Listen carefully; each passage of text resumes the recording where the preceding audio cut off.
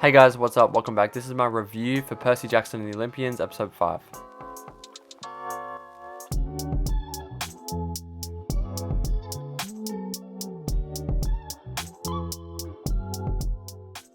So, spoiler warning, obviously, if you have not seen Percy Jackson episode 5, go check it out and then come back. And yeah, so let's just get straight into it. So, if you've been watching my reviews, then you'll know that I've been enjoying the show so far. I've been thinking it's pretty good.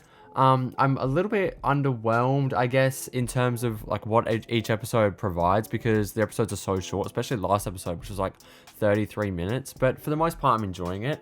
And this episode's the same. I thought this was a good episode. Now, it sort of highlights a bigger problem that I have with the show, is that I don't know if I think this show specifically works with a week-to-week release.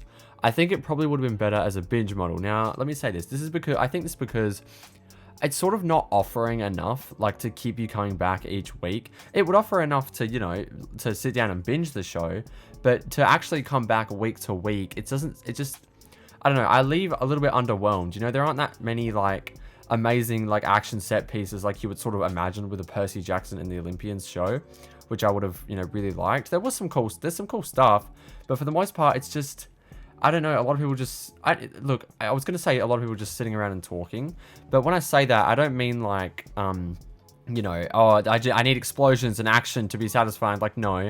But the thing is, with a Percy Jackson show, that's what you would expect, sort of. And so, and the stuff they're talking about is sort of just treading the same ground with, like, oh, the Oracle said one of us is going to fail. And, but I understand that a lot of it is the three of them learning to trust each other, which I do enjoy.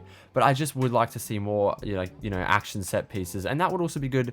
I think that would also make, the general audience come back as well, because people who maybe aren't familiar with Percy Jackson, they need something to be entertained. Like, I understand that people who love this show are just entertained by seeing faithful adaptations of their favorite characters, but to someone like me who isn't familiar with the books, I think, there needs to be something substantial to come back to. I think the performances are good, but I don't think they're, again, they're not carrying the show, right? I think what's carrying the show is probably, like, so far what I'm enjoying the most is, I guess, the promise of there's going to be some epic, god-like action, and god-like set pieces, and I'm not really getting that. Now, again, I'm enjoying, like, what's given, though. I'm enjoying seeing these characters talk to each other. I like the way they interact. I like a lot of that stuff. I'm just saying that I would like a little bit more in terms of action and set pieces and things like that. But, yeah, this episode was, again, more of the same. People, I guess, sitting around talking about what's happening rather than, I guess, showing or, stuff like that. But the guy who plays Ares, by the way, I'm not sure of his name, he was really good. I thought he did a really good job at, he was just really entertaining to watch. I haven't read the book, so I don't know about his character in the books, but he was just an entertaining guy to watch, and I would like to see that actor in more stuff, because he was pretty good. But, yeah, so this episode, we see Percy and Annabeth go to retrieve the god of war, Ares, go to retrieve his shield, which he lost at a water park. Is it a water park or like an amusement park built by a god? It was the god of craftsmen, right? God of craftsmen, yeah. And so, yeah, I think that was interesting. It was cool to see the theme park. Again, I would have liked to see more of it, maybe there could have been like a cool set piece there. I enjoyed the stuff, with Percy having to sit in the chair and sacrifice himself, I guess, which I kind of think is kind of stupid with, I guess it does show what kind of a noble hero Percy is, but surely Percy knows that all of this is so, like, he is so integral to all of this. He can't just, sit down and then let them come back while they go and, do the quest that was meant for him, So I think that was kind of a stupid decision on his part. But yeah, look, I think it's really cool that we're getting to see these gods in, like, human form. It was kind of annoying to me at the start, but I'm liking humanizing them now. Like, we see the god of craftsman's like an older man with like a monocle who comes in and then lets Percy get out of the chair. We see the god of war is like a biker dude, which is cool to see these gods personified into, like, these, human versions of themselves. I think that's cool. But I hope we do get to see the godlike versions of them, Another thing I enjoyed with this episode was I enjoyed the exploration into, like, this is what kind of family the gods are like, and how Percy relates that to what his mother said to him or would tell him about when he was younger. I really enjoyed that.